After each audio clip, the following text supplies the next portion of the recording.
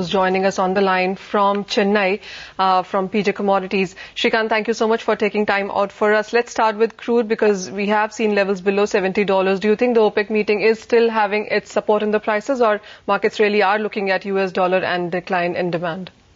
I think market looking at all the aspects, and crude is searching for a bottom which is not finding. We are looking at a target of $64.58 as a downside.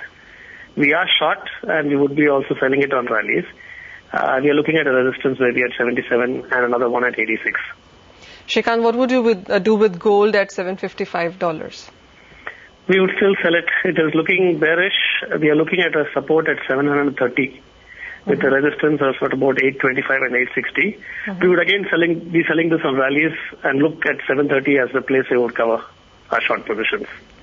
Shreekant, the major declines have, of course, come in case of base metal prices, copper, aluminum, nickel, you name it, and all of that is trading at 2 to 3 year lows. Coming essentially to copper prices, many feel that more declines is what you can witness from here on as well. What are your levels there?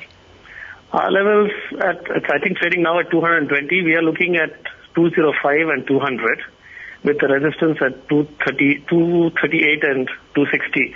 See, copper has actually come down a lot in the last 3 weeks. In fact, to put it in the right perspective, I would say that earlier this month it was at 325 and now it's trading at 220. So which would mean that on a margin money of 25,000, a person would have actually benefited by a lakh of rupees. And he would still get his margin back.